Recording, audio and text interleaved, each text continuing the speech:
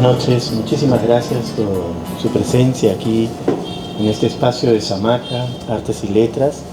Bienvenidos. Tenemos la gran alegría, el gran honor de contar en esta noche con la presencia de filósofo, educador, comunero, agricultor, Alain Lugos Salas, aquí con nosotros, y lo recibimos con un fuerte aplauso. Lo que nosotros soñamos con Alain es que en cada casa, en cada escuela, haya un pequeño lugar para las semillas. Porque todos, cada día, tenemos contacto con semillas. ¿Pero guardamos alguna? No. Entonces, eso es lo que nosotros estamos haciendo con Alain. Queremos que este sueño se concrete y que vaya a todas las escuelas, a cada casa, y que cada niño siempre pasee en sus bolsillos semillas, piedritas, y que hagan esa costumbre, ¿no? Y por donde vayan, y ahí vean, ¿no? Que se enamoren de la tierra. Eso es lo que nosotros soñamos, y ya estamos concretando en nuestro espacio Libres Comunidad de Aprendizaje, ¿no? Eso es. Entonces, por eso yo llamaba a mi hermano Alain para que venga, ¿no? Desde el Cusco, desde la montaña donde él vive, que venga un rato a compartir, ¿no? Solo eso. Ahora lo dejo para que lo escuche. Gracias. Gracias. Efectivamente, yo vivo en la punta de una montaña por decisión propia. No tengo vecinos. La decisión de ir a la punta de una montaña era responder a una gran necesidad familiar. Tengo hijos como cada uno de ustedes y creo que esa es la mayor razón por la que uno siente el llamado. Esta vida de más de 14 años en inmersión en comunidad me hizo tomar conciencia de que no somos muchos los académicos que salimos del libro. Me di la vuelta al mundo, tuve la suerte de trabajar en Naciones Unidas, viajar por Europa, lo que podría sonar a veces a el mejor currículo. No forzosamente fue el mejor alimento para enorgullecer el camino que quiero dejar a mis hijos. Sin embargo, el vivir en comunidad me hizo tomar conciencia de valiosas cosas y me vengo del mayor ritual de semillas en el que hace 14 años participo en la zona cusqueña. Y aunque no lo crean, tuve la bondadosa suerte de ganarme un espacio, merecerme ese espacio entre los maestros más valiosos que tiene el Cusco, como herederos de una de las culturas más maravillosas que se ha gestado en el mundo. Entonces, muchas gracias por dejar que sus piececitos los traigan hasta aquí a escuchar mi compartir. Muchísimas gracias por eso, de corazón.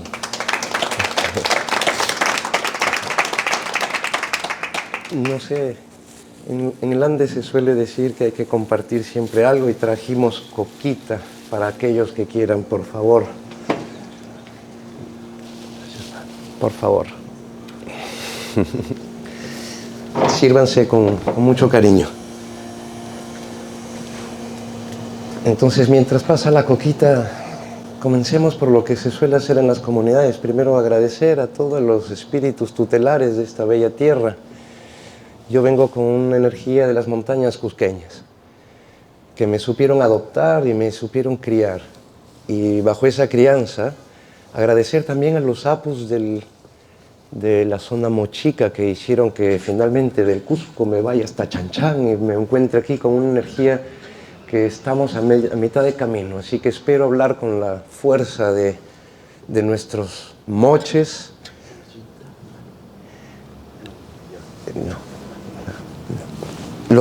Debe estar en alguna parte de mi chuspa, pero estoy seguro que quizás Javier debe tener yiptita. ¿Tendrás yipta? No contigo. Entonces, agradecer primero a los apus de Lima, que también los tiene. Agradecer a nuestras huacas, que también siguen vivas aquí. Lima concentra una de la mayor cantidad de huacas del país. Y no está de más recordarles y agradecerle a estos espíritus tutelares que, aunque dormiditos, están ahí No sé si somos más nosotros los que todavía estamos dormidos, pero despertemos a su lado. Ellos nos han traído hasta aquí. Agradezco a esos espíritus tutelares que nos guían. Agradezco al Padre Sol, al Inti Taita, a la Mamaquilla, que en esta fecha de solsticio que acaba de pasar, conmemoramos el Año Nuevo Andino. Así que les deseo un feliz año a todos y un nuevo ciclo de renacer para cada uno de ustedes y los ayus que representan. Agradecido nuevamente con esta pacha. Gracias por traerme. Estamos en un tiempo donde la gastronomía peruana está haciendo furor en el mundo.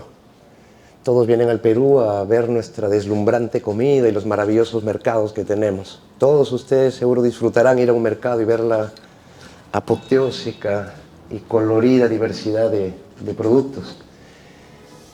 Comencemos por recordarles o informarles de que en el último siglo hemos perdido alrededor de 80% de esa diversidad, y la maravillosa diversidad que nos enorgullece y que los cocineros del Perú están tratando de ofrecer al turismo no es más que 20% de lo que comían tan solo nuestros abuelos, y que en esa velocidad de erosión genética yo no sé qué van a comer nuestros hijos, menos nuestros nietos. En el pueblo donde yo vivo se cultivaban 60 variedades de papa, los abuelos, 2 generaciones. Hoy se cultivan 8. Se cultivaban alrededor de 45 a 50 variedades de maíz. Hoy se cultivan 5. Se cultivaban una docena de variedades de quinoa. Hoy se cultiva 1. Se cultivaban una decena de kiwichas que ya no existen en mi pueblo. Comunidad Choquepata, Tipón, a 20 kilómetros tan solo del Cusco. Entonces, creo que el mensaje fue claro. Cuando yo hace 14 años comencé a participar de esta inmersión en las comunidades, yo tuve que hacer una transformación como el renacuajo, que con mucha dificultad tiene que salir 2 patitas, 4 patitas, encoger la cola, metamorfosearse para poder salir de un medio y entrar en otro y poder aprender a respirar en otro espacio. Entonces, permítanme por favor comenzar esta charla con esa metáfora de necesidad de transformarnos. Si queremos amar la tierra, necesitamos primero transformar nuestros corazones y transformar nuestros seres. Vengo en nombre entonces de algunas comunidades. Tuve la suerte de estar hasta en Naciones Unidas. Ahí me di cuenta de que las crisis que nos están cayendo yo ya las veía llegar hace 10 años. Cuando yo veía esas crisis y veía que una crisis energética estaba a la vuelta de la esquina, no me fue difícil imaginar qué iba a pasar si se acababa la gasolina, el petróleo. Y todos estaban en alerta en Europa. Hasta ahora no estamos. Y le contaba a mi hermano Franco que las cifras exactas de Naciones Unidas para una zona como París, entre las 3 primeras economías del mundo, si hay una crisis energética hoy en día de petróleo, París solo soportaría 4 días sin petróleo con sus reservas alimentarias. Les comentaba que la India, 1.300 millones de habitantes casi, en 17 días se quedaría sin comida si se acaba el petróleo. Y les invito a imaginar qué pasaría con nuestras comunidades campesinas. Se acaba el petróleo y me percaté que en las comunidades no pasaría estrictamente nada. Cuando llegó la pandemia, efectivamente todos se asustaron en las ciudades. Yo, viviendo en comunidad campesina, creo que hasta hubiera querido que dure más, si hubiera sido egoísta. La abundancia más bien se quedó en el pueblo. Las familias sonreían y entre los hijos de los hijos y las familias compartíamos alrededor del fuego abundancia. Y ese es el mensaje que los sabios de allá me dijeron traer y llevar a cada una de las escuelas del Perú. Si soy uno de esos primeros suertudos en tener esa ambivalencia, creo que eso es lo que les invito a imaginar. Volvámonos como esos sapitos que tenemos que transformarnos, porque el sapito es el símbolo por excelencia que la arqueología identifica para Pachamamita. Pachamama es una gran transformación, no es un elemento, menos una divinidad, y espero poder compartirles los hallazgos de estas investigaciones que hemos hecho en más de 25 años ya, esperando poder ofrecerles la maravillosa riqueza de la que somos herederos. Les quisiera solo hacer como introducción la citación de otro precursor. Muchos hay, aunque son un poco invisibilizados. Hay algunos que han hecho el intento de generar puentes. Jacobo Grinberg es un neurobiólogo, científico, catedrático, doctor en ciencias, que intentó juntar la visión tradicional con la mirada académica. Y creo que por ahí va el camino que tenemos que recuperar acá en el Perú. La realidad no es más que un constructo perceptual, decía él, porque todo depende de cómo ordenamos la realidad que nos rodea y de cómo nosotros nos insertamos en ella. Pero entender la realidad implica hacer un esfuerzo de comprender ese mundo que nos rodea. Nosotros en academia le vamos a poner un nombre a esto, ese ejercicio que está buscando la academia para intentar comprender las diversas cosas que nos rodean. En términos culturales se llama interculturalidad. Y nos gusta mucho hablar de la interculturalidad en la academia. Los ministerios de educación sacan bondadosos libros de estudio, donde aparte de poner uncus, chullos y sandalitas en los dibujitos de las unidades escolares, ¿será una verdadera interculturalidad? Me preguntaría yo. No es porque nos disfrazamos que estamos siendo interculturales. Entonces vamos a tratar de definir primero desde la academia qué cosa podríamos entender como interculturalidad, que es un proceso bastante complejo a pesar de lo que solemos afirmar todos los días en la televisión, como en TV Perú, que hablan quechua, aymara, pero no forzosamente estamos siendo interculturales. Vamos a hablar del enfoque metodológico. Voy a tratar de hacer un pequeño esquema como solían hacer nuestros abuelos con dibujitos. Creo que es la mejor manera de traducirlo. ¿Qué es entonces la interculturalidad? El término exacto en filosofía, para entenderlo, en la academia occidental, se basa en un principio que se llama la intersubjetividad. Todos somos subjetividades y cada uno proyecta una manera de entender el mundo. Entonces vamos a esquematizarlo. Vamos a imaginar que existe un individuo, una sociedad, un país, una nación, una cultura A. Y esa cultura A es una unidad. Esa persona A es una unidad. Siempre vamos a cruzarnos una alteridad, decía Todorov. El problema está en la otredad. Y parece sencillo. Todos cruzamos a otros. Otros. El otro es el hijo. El otro es la esposa. El otro es el alumno, el maestro. El otro es la piedra. El otro es la semilla. El otro es el ecosistema. Parece sencillo, pero la relación entre uno y otro no es sencilla. Generalmente solemos disputarnos porque nos enseñan a ser unidades cerradas. Solemos creer que somos algo. Y si no entendemos de dónde venimos, A y B casi matemáticamente se predisponen al conflicto. Lo que va a surgir entre el que se cierra en su espacio y el otro que se cierra en su espacio generalmente va a causar chispas. Lo podemos ver en un matrimonio, lo podemos ver en una amistad, en un vecindario. Lo podemos ver con la madre tierra igual. Cuando tiramos la basura, cuando comemos un paquete de galletas y sin darnos cuenta que el otro es la madre tierra, tiramos al suelo, ensuciamos. No nos damos cuenta que nosotros, en vez de valorar el agua, lo que hacemos es hasta soltar nuestras heces en agua y casi como borrándonos, tapándonos los ojitos, dejamos que el elemento más vital se lleve lo que más desechamos, casi sin darnos cuenta. Conflicto. ¿Cómo podemos resolverlos? Plantearía la intersubjetividad. Pues hay que entender cuál es cada subjetividad, cuál es cada esencia. Y eso merece un pequeño ejercicio. Entender que cada elemento tiene una incidencia, un determinismo y, como dijo mi amigo Florentino, todos pertenecemos a un ecosistema social, biológico, cultural, pero todos somos determinados por algo que nos precede y que nos soporta. El ejercicio, por consiguiente, de la intersubjetividad nos invitaría a tratar de comprender cuál es esa otredad y de dónde viene el otro.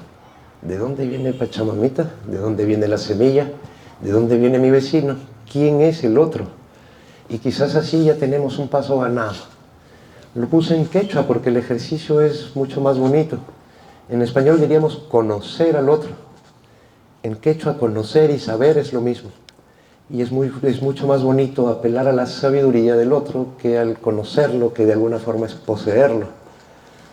Si hacemos el ejercicio de conocer al otro, de pronto me voy a dar cuenta que él viene de algo. Y ya no lo voy a cerrar ni encasillar. Si yo ya sé de dónde viene, quizás puedo entender por qué A es A y por qué yo como B soy B. De pronto la chispa potencial comienza a borrarse. Y de pronto podemos imaginar que algo puede surgir entre los dos, entre la dualidad, entre la alteridad. Ya no se ve tan conflictivo. Tengo herramientas. A eso llamamos el ecosistema. ¿Cuál es el ecosistema de cada elemento? Si hacemos ese ejercicio, esa chispa ya no es chispa, se vuelve fueguito. Y como buen fueguito, con un fueguito puedo hacer un fogón. Y en un buen fogón se cocina una buena comida, que quizás alimente a ambos lados. La intersubjetividad nos plantearía más bien invitarnos en su matiz quechua, en el que se borra la apropiación del otro, en volvernos parte del otro. No dejamos de ser uno mismo, A no deja de ser A, B no deja de ser B, pero quizás al entender parte de A y parte de B, una partecita de A se va a volver una partecita de B, y viceversa. Es en ese ejercicio donde se construye el tejido. Y eso es un mensaje que, aunque no lo crean, existe acá en el mundo andino. El mundo andino tiene una sabiduría hermosísima que voy a tratar ahora de explicárselo. Se trata en realidad de un principio dual, no del ejercicio típicamente académico que nos enseñan las escuelas de elegir. Para aquellos que no lo sepan, en la etimología de la palabra elección se encuentra también la palabra dividir. Es decir, en pecar, dividir es un poco lo mismo. La palabra pecado y la palabra dividir tienen una misma raíz etimológica. Por eso de pronto se me volvió claro desde la filosofía, cuando dicen estamos pecando en la iglesia, que creo que es familiar para muchos de nosotros en una ciudad como Lima.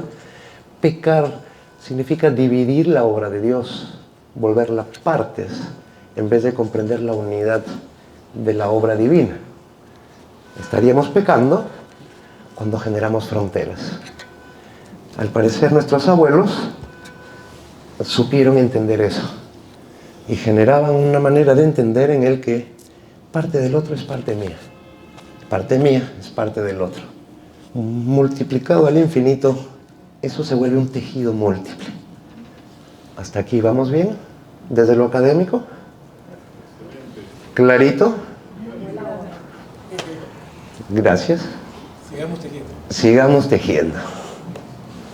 Entonces vayamos a esta importante reflexión intercultural en la historia y en la educación tal cual nos la enseñan en las escuelas, porque todos nosotros aquí somos fruto de esa maceta, una maceta que ha sido bien trabajada por un sistema que quizás no comprendía bien esta noción del tejido, pero sí comprendemos bien la noción de la línea, la noción de lo que viene antes de y después de.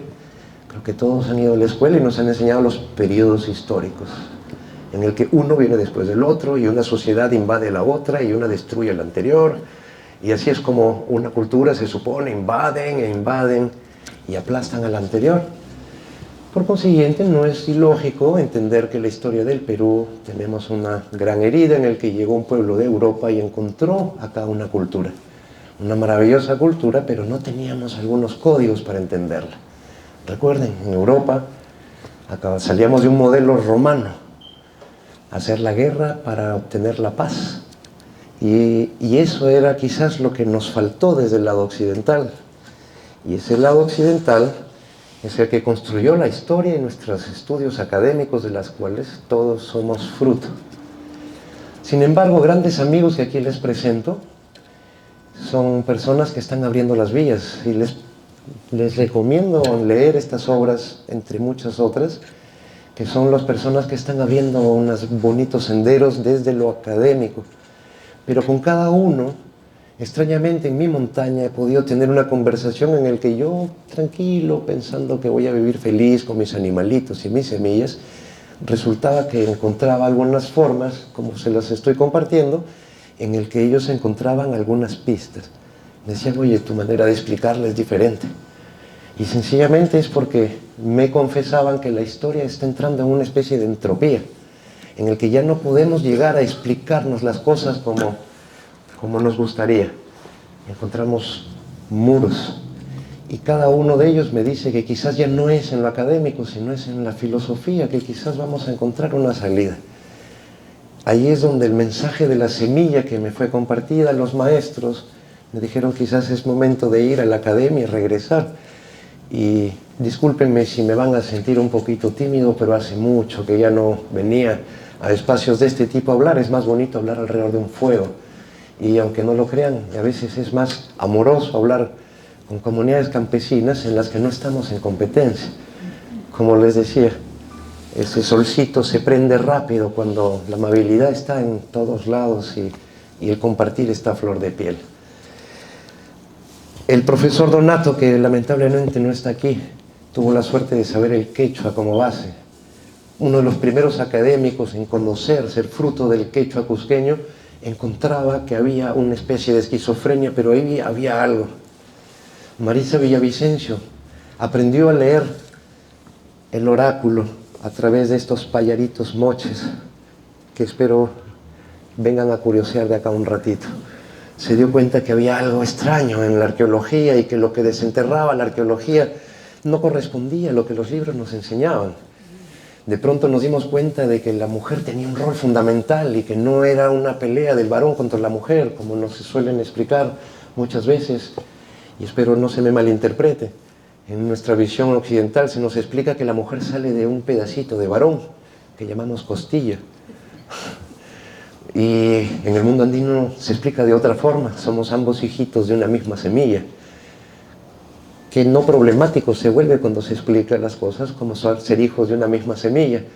Qué difícil encontrar su lugar para las warmis cuando nos dicen que son un pedacito de nosotros. Qué difícil para los varones entender que ustedes no son solo un pedacito de nosotros, sino son quizás nuestro sostén. Y ese es el mensaje que da Marisa. El profesor Jan Seminsky, que ahorita está lamentablemente enfermo, vino desde la Universidad de Jerusalén, porque este mensaje que les estoy compartiendo no sé ni cómo llegó hasta él, pero como las semillas, dicen los abuelos, saben caminar, y al parecer el viento llevó el polen de esta semilla y llegó hasta allá y está viniendo a visitarme, y con gran gratitud me toca ahora recibirlo en la tierra cusqueña para presentar su libro. Qué gran honor. Espero poder estar a la altura de este profesor, pero miren, son grandes maestros que están abriendo ya los oídos y el corazón a la honestidad científica de la impasse en la que se encuentra la academia. Y bueno, y Víctor Masi, que ya tuvo la valentía como andino de llamar filósofos a los antiguos, los llamábamos primitivos. Hoy sabemos que eran verdaderos científicos, verdaderos pensadores. Quizás eso es el deber de nuestra nueva generación, es entender que no somos hijos de una cultura primitiva. Somos hijos quizás de una de las culturas más avanzadas y que todavía no lo estamos tomando en su justa medida. ¿Cómo nos lo explica Occidente? Hacer ciencia, plasmar la historia, pero ¿desde qué paradigma lo hemos escrito? ¿Desde qué paradigma nos lo han explicado? Algunos de ustedes habrán escuchado este término, la visión de los vencidos. Felizmente hubo un gran profesor, Miguel León Portilla, en México, que se dio cuenta que los abuelos, los taitas de Mesoamérica, también sabían escribir y se interesó en los códices. Desenterró esos códices y los leyó desde el corazón, desde una intuición que fuera más propia. Se dio cuenta que la historia desde los vencidos era diferente a la historia contada por los vencedores. Eso sucedió en Europa hasta hace poco. Yo cuando estuve en Europa en los años 90, todavía se explicaba en las escuelas que los galos, los celtas, eran un pueblo bárbaro, era un pueblo primitivo. ¿Por qué? porque todavía se explicaba la historia en la escuela desde un libro que fue escrito por un señor que se llamaba Julio César, en un documento que se tituló La conquista de las Galias. No fue muy difícil para el espíritu crítico europeo y la disciplina académica occidental llegar a esa honestidad, decirse que incoherente es explicar la historia de un pueblo desde el pueblo que los destruye. Se vuelve una irresponsabilidad social, casi una irresponsabilidad pedagógica. ¿Cómo podemos explicar A desde A a B e imponerle a B que se vuelva A? En el esquema principal que les presenté, la chispa ya no era chispa, ni siquiera llegaba a chispa. B se destruía y se absorbía ante A. Y eso es lo que creo que nos está pasando a nosotros. La arqueología ya llegó al punto en el que casi nada de los textos cronistas se verifica en la arqueología. Y yo admito que hay estudiosos admirables en nuestro país, en el cual la disciplina y la metodología científica la manejan al dedillo, pero la manejamos con una disciplina y un rigor académico desde una sola vertiente, una sola de las ventanas. Y todo el rigor que aplicamos para poder disciplinarnos, finalmente se vuelve rigor, que se vuelve dogma, que se vuelve ceguera, que se vuelve un muro y una barrera cada vez más dura de romper. Y ahí está nuevamente el mensaje de la semilla. La visión de los vencidos y de los vencedores quizás es momento que se borre y que lo llamemos ahora honestidad científica, honestidad social, simplemente humanidad sabia, vivir buscando la verdad, no buscando justificar principios. ¿Por qué vemos un solo lado? Ahora espero ir acercándome a algo lógico, porque yo no soy historiador, discúlpenme si hay acá un académico riguroso. Yo soy filósofo por deformación académica y soy campesino jardinero. Entonces tuve que encontrar que algo fallaba entre esos dos aspectos de mi cabeza y mi corazón. Tenemos dos ventrílocos, ¿cómo se dice? El corazón late con dos lados, ¿no? No es un solo lado. Sin embargo, nosotros vamos a la universidad y en la universidad nos enseñan una sola versión, una verdad, por consiguiente, una legitimidad. Por consiguiente, es difícil que nos pongamos un poncho. Mejor es que aspiremos a la toga. Eso es lo que nos enseña. Ojo, no digo que hay que pelear con la toga. Espero representar y ojalá mis palabras hablen tan bonito como un académico, pero me siento muy orgulloso de mi ponchito también. ¿Cómo es aquí en el Nuevo Mundo? ¿Cómo creen que funciona el Nuevo Mundo? Pues eso es lo que estamos tratando de darnos cuenta. Los Andes tienen sus propias semillas. Los Andes han gestado uno de los centros de origen de las semillas del planeta. Nuestros alumnos ahora en las comunidades campesinas se empecinan en el Cusco, en Ayacucho y en toda la sierra en salir del campo. El primer rubro académico que están aspirando, me imagino que en Lima habrá algo similar, gastronomía. Gracias, Gastón Acurio, ¿no? Nos has abierto un buen mercado. ¿Y qué nos hace validarnos como gastrónomos en el mundo de hoy? En el rubro gastronómico, uno se va a volver chef. Ni siquiera chefa. Las mujeres le llaman chef, ¿no? Pero para volvernos chef, tenemos que manejar básicamente 4 ejes alimentarios o 4 ejes de cocina. Española, italiana, mis querida familia quiamulera, mediterránea y francesa. Les pregunto, ¿qué quedaría de esas cocinas si le quitamos a la cocina francesa la papa? O a la mediterránea el frijol y el tomate, o a la italiana o la española. Quitémosle el zapallo y el frijol, quitémosle los tubérculos y los granos. Ahí nos vamos a dar cuenta que nuestros pueblos se validan como gastrónomos, cocinando su cocina, pero sin tomar conciencia que esa cocina no existiría sin nuestros productos. ¿Alguien lo agradece? ¿Alguien toma conciencia de que eso es bondadosa herencia de nuestros abuelos y abuelas que supieron criar? Primer mensaje que les traigo de los abuelos: recuérdales esa riqueza que el mundo nos aprecia, viene de las culturas de nuestros abuelos en más de 5.000 años. Y si la arqueología tiene razón, son más de 7.000 y 8.000 las primeras papas, maíces.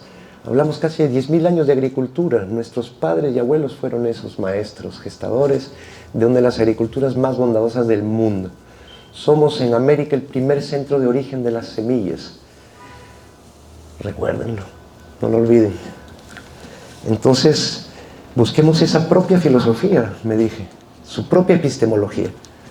Y ahí es donde hay un término que evoca esa intersubjetividad. ¿Cuál fue el puente que encontré? Y hay grandes maestros del PRATEC, del proyecto de recuperación de tecnologías campesinas, que indicaron un camino.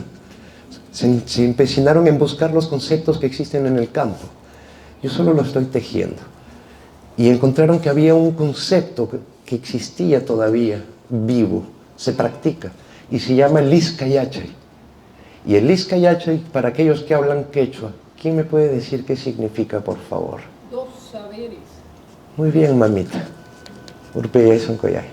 Dos saberes, dos conoceres. Recuerda el matiz inicial del saber conocer. Entonces, yo hablo varios idiomas. Yo puedo hablar francés y español. ¿Significa que conozco dos saberes? ¿Manejo el Iskayachay entonces? No. El Iskayachay no es conocer dos superficialidades de conocimiento. Me di cuenta de que había algo más y que no había una traducción en la academia para ese concepto. No basta, como les digo en TV Perú, hablar quechua y aymara para transmitir las informaciones. No bastan los libros de aula con disfrazados de uncu, de poncho, con chullito. Es mucho más que eso. Y cuando preguntaba a los maestros y a las maestras en estos bellos espacios rituales, donde se cede la palabra sin esta tecnología, pero estamos tan abrigaditos alrededor de un fuego que uno puede murmurar con cariño, y la definición que me permito ahora traducir en otros términos no es manejar dos conocimientos superficiales. Existe una manera de explicarlo en el que la otredad está en cuestión. Poco importa si es francés, español, camerunense, poco importa si es materia, espíritu, papa o piedra. La idea es entender que nosotros somos uno que siempre va a estar con algo otro alrededor. Nos vamos a relacionar, como les digo, con la piedra, con la papa, con el ecosistema, con la comida, con el turista, con el vecino. Entonces es más sutil. El concepto sería algo así como la facultad de saberse uno y su entorno. Manejar esa habilidad es una gran habilidad. Pero no solo eso. No es solo uno y su entorno, sino uno con su entorno, en su entorno en relación, lo cual indica la capacidad de reconocer al otro y reconocer la relación que nos une al otro. ¿Existe en Occidente algo similar? Que es sorprendente, no existe. El quechua nos lo ofrece, el mundo andino nos lo hereda. Existe un concepto filosófico que yo no he encontrado en ninguna otra cultura, habiendo salido de una formación de filosofía, estudiando interculturalidad y culturas comparadas y religiones comparadas. Créanme, no existe ese concepto en ninguna otra cultura. Qué maravilloso descubrimiento fue para mí. Entonces las semillas me fueron nuevamente hablando. Quería hacer un ápice. Mi querido hermanito Florentino habló de 200 variedades de semillas que estoy cuidando.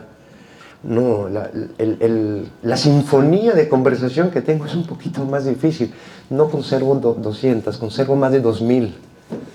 Son más de 2.000 variedades de semillas que he logrado juntar en más de 20 años, que fueron llegando a mí por este pequeño ejercicio creador.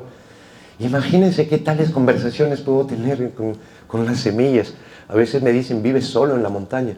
No, yo vivo acompañadísimo, muy acompañado, porque esas semillas me enseñaron a escuchar todo lo que nos rodea. No, hermanita, tú has visto ese espacio, que espero vuelvas prontito, por cierto. Dime, Marco. Siguiente pregunta.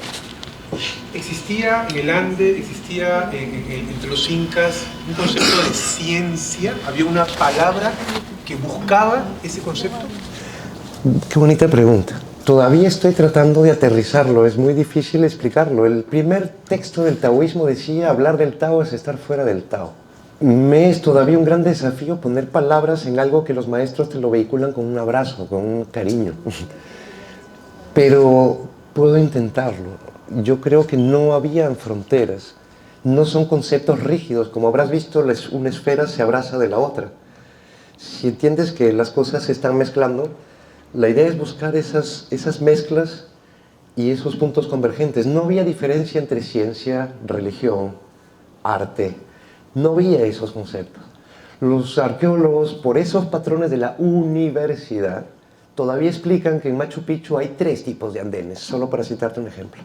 Los andenes de retención, los andenes de producción y los andenes de decoración.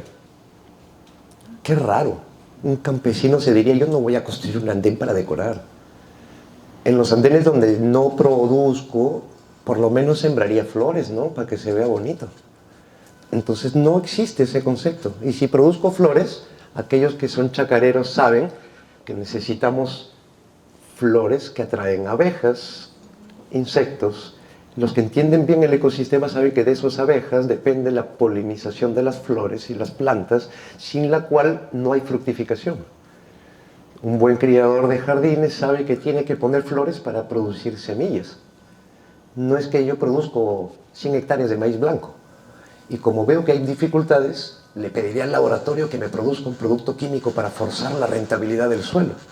Y al final destruyo el suelo y comienzo a meterle cada vez más químico para producir lo que cada año voy perdiendo.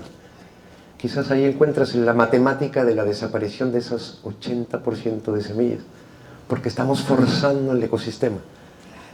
Lo estamos destruyendo a fuerza de imponer nuestros patrones segmentados, la única versión. El ecosistema no te enseña eso, el ecosistema no pelea. Algunos dicen, no, que no crece si no hay esos productos químicos. El mejor ecosistema que tiene el Perú se llama Amazonía. Y les pregunto, ¿dónde está el jardinero que cultiva esa maravillosa diversidad?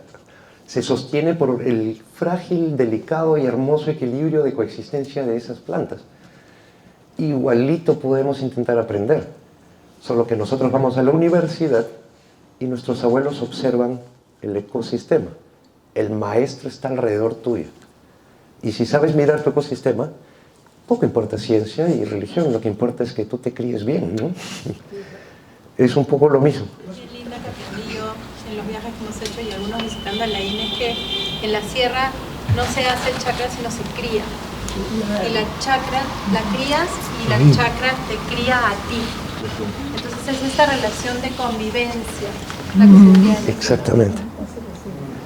Eso se llama crianza recíproca. Por eso los rituales de semillas se llaman Watunakui. Watunakui significa encariñamiento con el entorno. Tú te encariñas con los otros humanos, y los humanos se encariñan con las semillas, y los humanos y las semillas al producir se encariñan con los animalitos, y animalitos y semillas y humanos se encariñan con las entidades tutelares. No hablo de divinidades, sino hablo de entidades que son fuentes de vida. El agua, el sol, lo veremos. Voy a tratar de llegar poco a poco a ese concepto, a ver si lo desenvolvemos bonito. ¿Cómo se desenvuelve entonces esa sabiduría del Izcayache? Ya que estamos entendiendo que es en múltiple camino, como en física cuántica, Marco. La realidad es múltiple. Recuerda mi cita principal, la realidad perceptual la construimos. Entonces, vamos a tratar de ver el conocimiento vehiculado en el Ande. ¿Cómo se vehiculaba el conocimiento? El problema es que todos nosotros nos han dicho que los abuelos en el Ande somos herederos de una cultura un poco, ¿cómo diríamos?, analfabeta. Que no teníamos escritura, nos dicen, ¿no es cierto? ¿Lo han escuchado eso en la escuela? Regresando al punto crucial de nuestro territorio local. Es irónico que nos digan que no teníamos escritura, pero teníamos un término quechua que significa escribir y escritura, que es kelkaj. Entonces es irónico y hasta absurdo que digan que no teníamos escritura existiendo un término originario que significa escribir. Entonces hay un gran dilema en lo que llaman en la ontología, ¿qué sería escribir para nosotros? Entonces vamos a ver cuáles son las diferentes formas de entender, y me acabas de mencionar uno. Los quipus. Nos decían que los quipus eran un sistema de contabilidad, que es lo primero que pudieron intentar reconocer. Una vez más, A quiso imponer a B los criterios de entendimiento de A.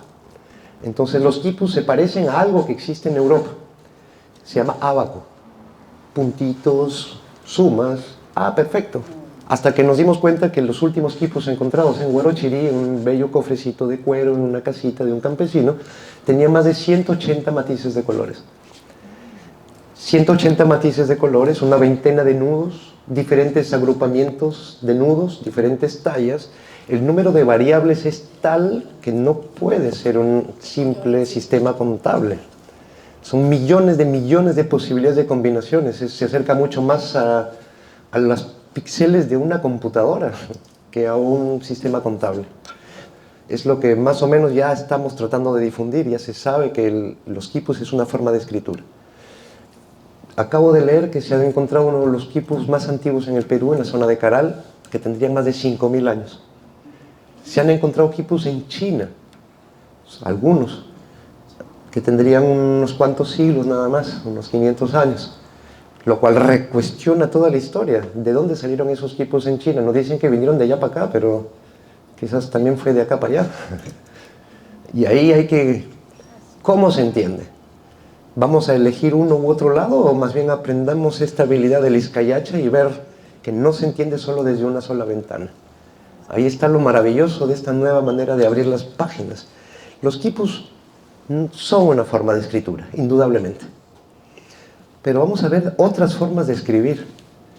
Y las danzas es un sistema matemático de combinaciones perfectas, donde parejas y grupos de pares se combinan, se recombinan, se separan.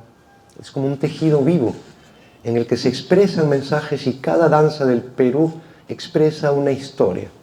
Casi siempre relacionado a una crianza y a una vida de pares, y casi siempre llevado a una historia de amor, es más. Aunque digan que hay guerras y todo, pero es extraño que todas nuestras historias hablen prácticamente de amor. Pues es cuestionador. Ahora hubo unas crisis en el Perú donde hubieron penosamente muchos muertos. Pasamos una crisis lamentable. Y los hermanos de Puno, habrán visto en la tele, comenzaron a expresarse en sus danzas. La danza se volvía un soporte de escritura para vehicular mensajes. Escritura. Salvo que no salgamos del estereotipo de creer que escritura es un sistema convencional de códigos consensuados colectivamente, en el cual la yuxtaposición ordenada y combinatoria genera códigos. Pero eso es muy cerrado, es una mirada muy fragmentada. Las danzas es evidentemente una forma de escritura. Los tejidos, hablaste, padre, de los tocapus. Hoy sabemos que los tejidos es una forma de escritura. El tocapu, cada uno tiene un símbolo específico y cada comunidad usa un color determinado, que aquellos que conocen saben qué plantas significan esos usos de colores, además de las formas y la manera de tejer. Los conocedores sabrán que yo tengo un poncho y los que conocen saben de dónde viene, solo por el tejido. Esto es quero, viene de la comunidad de esqueros. Y aquí van a ver que hay un chumpi.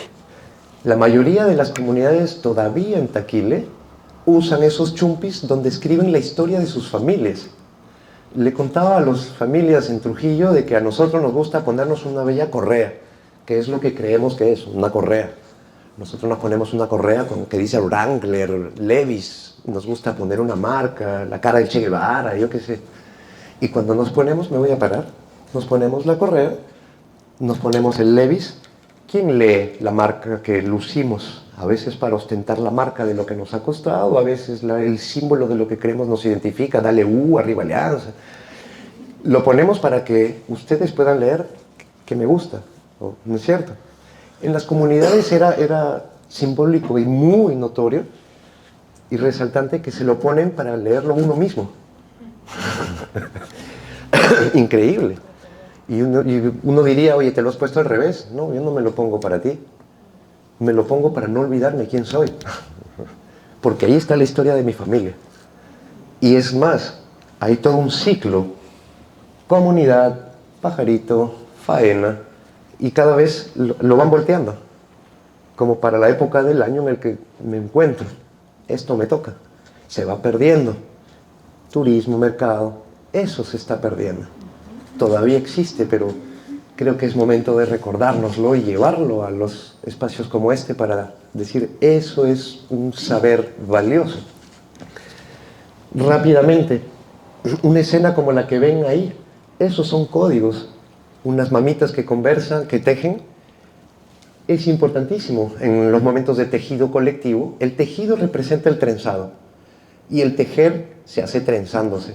Y la palabra, cuando uno trenza el tejido, se trenza en colectividad. Muchas veces las mujeres aprovechan de esos espacios para resolver problemas de la comunidad. Le quitas ese espacio a las mujeres y se pierden oportunidades de resoluciones sociales de la colectividad. Y podría citarles ejemplos donde suprimir eso significó destrucción de los espacios sociales, disputas irresolubles, que no se pudieron resolver. A veces la buena intención de venir con tecnología significa destrucción de los espacios que ellos ya tienen ganados para resolver sus propios problemas. Y nosotros, creyendo que vamos a resolverles algo, lo que hacemos es aumentar los problemas que podemos generarles con nuestra propia presencia. El señor que está con su chullito. Me gusta contar una historia donde los turistas a veces pueden pasar, ustedes mismos, nosotros mismos, si no conocemos los códigos, si no sabemos leer, no vamos a ver nada. Tú solo vas a ver chullo. Qué bonito tu chullo, qué colorido. ¿Cuánto cuesta? Te lo compro. ¿Me lo puedo llevar? Y les cuento una anécdota que les conté en la escuela de Libres en el norte. Imaginémonos la historia de Juanita que viene de un camino en un sendero de Taquile. Juanita tiene su chuco, y el chuco es una especie de velo que tiene sus pompones. Si tú no conoces, no te vas a dar cuenta que la talla cambia de los pompones, que los colores cambian, que los matices cambian y las combinaciones cambian. El que lo conoce ya tienes un principio de código por leer. Raúl está en el otro lado del camino y lo va a ver a Juanita que aparece por el sendero. Pero Raulito quizás le gusta a Juanita. El chullo tiene sus colores según la edad, según su barrio, según su situación, casado, soltero, jefe de familia o no. Pero él tiene un chullo de soltero, lo tiene de un lado, la ve a Juanita, se voltea del lado del chullo. Hay un código. Juanita ve y dice, uy, quiere conmigo. Como los pajaritos que van a bailar, cantar, abrir sus alas, sacar el pecho, inflar la garganta. Una vez más, el maestro es la naturaleza. La naturaleza enseña. Entonces, Raulito se cambia al lado del chullo porque tiene un súper pompón, soltero, multicolor, está en su etapa de carnaval, está buscando. Es una flor que quiere atraer la abeja. Y la mamita, y Juanita tiene igualito sus pompones de colores, pero de pronto ella no quiere nada con Raulito. Va a agarrar sus 4 pompones y se los pone en la espalda. Raúl se da cuenta. Uy, no quiere nada conmigo. Devuelve su chullo a su otro lado. Pero Juanita podría decir, sí, puede ser. Agarro 2, me escondo 2 y 2 me los pongo en el pecho. Raúl se dice, uy, puede ser, pero no es el momento. Tengo que buscar otro momento. Y cuando la cruce, quizás le haga un murmurito y le dice, te busco luego, ¿no? O quizás va a agarrar sus 4 pompones y se los pone en el corazón. Raulito se dice, uy, ya la hice. La detiene y le invita a pasear. Tú puedes pasar al lado y no has visto absolutamente nada. ¿Escritura? ¿Códigos? Por lo menos te digo que hay que saberlos leer. Entonces, los tejidos, fundamental. ¿Y las cerámicas? ¿Quién ha tenido la suerte de ir al Museo Larco? Cuando yo voy, me quedo horas, y les puedo decir literalmente, leyendo. Tú puedes leer rituales, enfermedades, flora, fauna, semillas, costumbres, culturas. Nosotros tenemos algo parecido, se llama enciclopedia. Ellos tenían cerámicas. Y tú puedes hacer un obsequio donde dices muchas cosas con tu cerámica. Con una tierra particular, con una forma particular, una cocción particular. Hay que conocer los códigos. Lectura, escritura. Si sacamos el paradigma de que la escritura se hace en un papel con esos códigos consensuados, es totalmente una escritura que uno tiene que leer. Y las señas, todos allá saben leer el clima. Yo practico eso porque ahora vivo en la cima de una montaña. Es increíble, uno se observa bien, uno puede saber cuándo va a llover, cuándo va a caer helada. Hay que conocer los códigos. Han habido investigadores que han identificado más de 600 señas que nos dicen el clima. Y eso es lo que se ha recuperado. Y con esas únicas 600 señas obtenemos un resultado a veces mucho más fiable que Internet. Sabemos cuándo va a llover. Las flores que están ahí se llaman ñucho. Salen y florecen cuando va a comenzar la lluvia. Se van cuando va a terminar la época de lluvia. Cuando llegó la iglesia, ese poder es sagrado para un andino, se vuelve la flor por excelencia del Señor de los Temblores y se llevó a la energía de la iglesia, y ese fervor que se llevaba a la naturaleza se canalizó hacia diversas figuras de la iglesia. Las montañas, cuando son ocultas, no es simple poesía. Algunos dicen, uy, el Apus se está escondiendo, hoy está tímido, no quiere salir, uy, hoy está feliz, hoy salió con sombrerito. Y todo eso son códigos que hay que leer. La naturaleza te explica. Estos son los juncos, las totoras en el Titicaca. El mejor ejemplo son los nidos que hacen los pajaritos del Titicaca. Los campesinos de allá saben que si vemos los nidos en la parte alta de los juncos, es porque el nivel del agua va a subir. Si el nivel del agua sube es porque va a haber los ríos, los caudales van a aumentar. El pajarito sabe, va a ser un año de fuertes lluvias. Si el pajarito hace su nido cerca al lago, es porque va a haber sequía, no va a subir el nivel del agua. Imagínate 600 códigos de ese tipo. Tú puedes exactamente calcular todo. Hay que saberlo leer. Y obviamente las constelaciones andinas que se ven más o menos es una historia completa que se cuenta. Nosotros leemos las constelaciones haciendo como la música. Nuestra música en Occidente se puede definir como un pentagrama en el que tú pones puntos, y en la medida que unes los puntos, construyes una melodía. Las estrellas es igual. En Occidente las constelaciones son líneas imaginarias que van a relacionar puntos en el cielo. Y vas a encontrar que eso se parece a una ollita y que eso se parece a otra cosa. Y vamos a nombrarlos según las formas que imaginamos en la unificación de esos puntos por líneas imaginarias. En el mundo andino es una vez más al revés. Se ven las constelaciones en la Vía Láctea como un gran río, y donde no hay constelación, donde no hay estrellas, que generan vacíos. Y esos vacíos tienen formas. Es en el vacío, es en las entrelíneas que hay que leer. No es de sorprender que, siendo tan al revés, los españoles no hayan entendido lo que se escribía en estas tierras, y no tuvieron chances de comprender, por consiguiente, nada de lo que aquí se vehiculaba como conocimiento. Por eso es importante recuperar esos códigos para reentender por qué la riqueza cultural de nuestras semillas en los mercados. En todo caso, ¿qué cuenta? Es como un dibujo animado. La primera constelación es la Machaguay, la serpiente. Luego viene el Jampato, la Cruz del Sur, la perdiz, la llama, la cría de la llama, el zorro y después el campesino. Uno se dice, ¡ay, qué bonito! Son bonitas figuras, ¿no? Pero la Vía Láctea se mueve, y eso, al moverse, corresponde a épocas del año donde, si tú sabes leerlo, sabes que corresponde en la agricultura. El Amaru significa el conocimiento. En el conocimiento tú aplicas un saber, es el momento donde preparas el suelo. El Jampato es el momento donde llega la lluvia, donde va a germinar la tierra. Después viene la Chacana, la Cruz del Sur, es donde germina con la lluvia que llegó. El Yutu es el momento donde las plantas comienzan a germinar y se van como el pajarito hacia el cielo.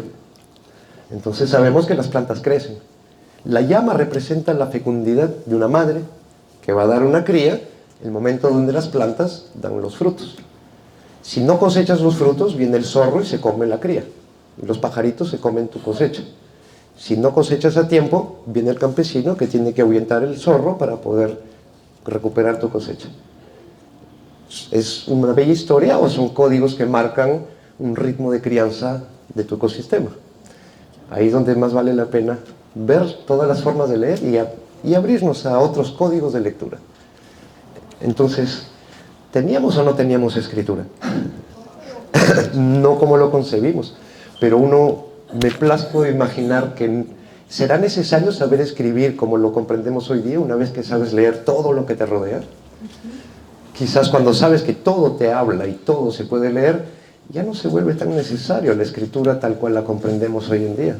Más bien se vuelve importante saber leer lo que te rodea. Es lógico, ¿no?